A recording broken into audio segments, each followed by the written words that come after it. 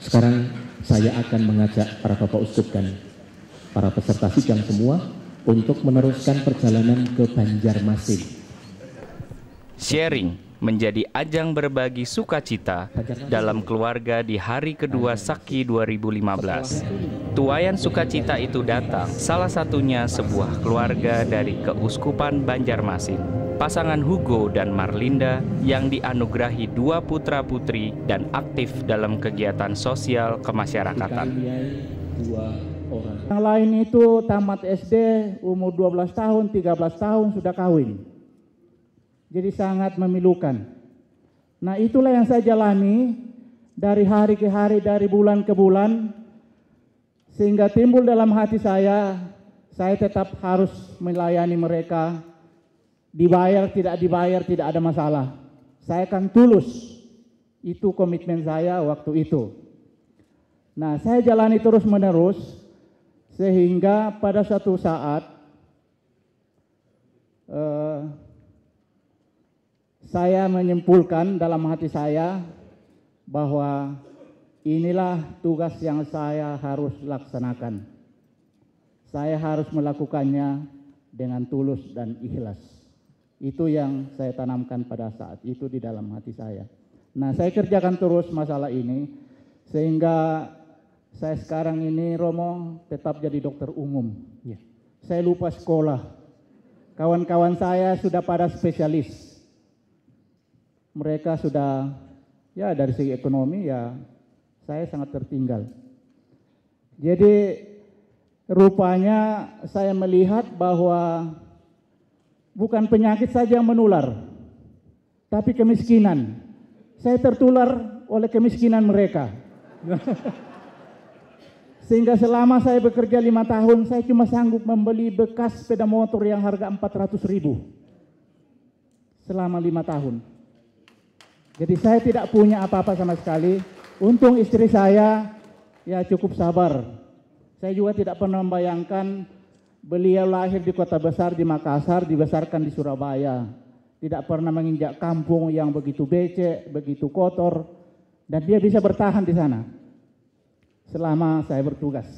Cuma 2 prinsip saya. Saya harus mengasihi Tuhan dan mengasihi sesama.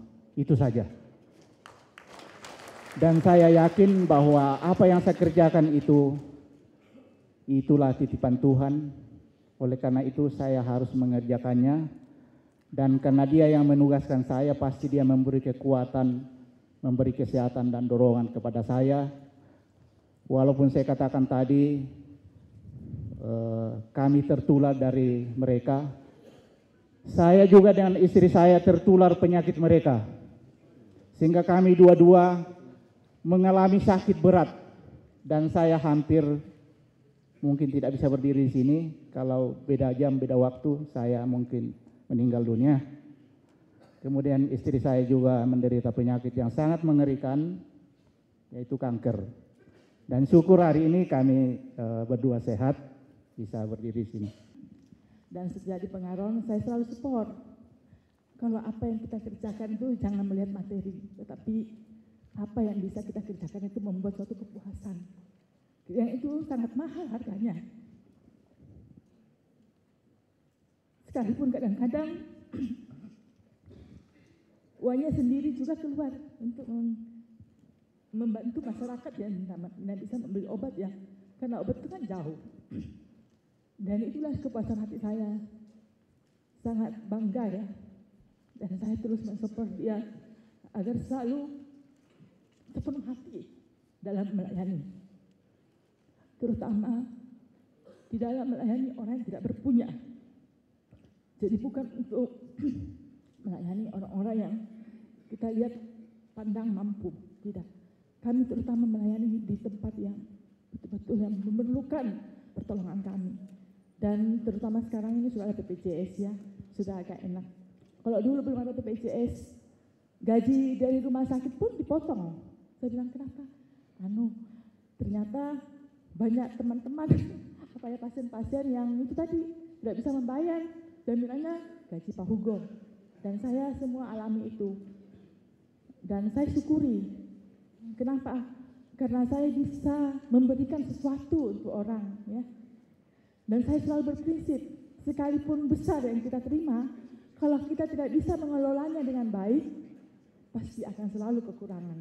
Tetapi sedikit sekalipun kecil, tetapi kita bisa mengelolanya, maka akan jadi berkat untuk kita sekeluarga. Luar biasa.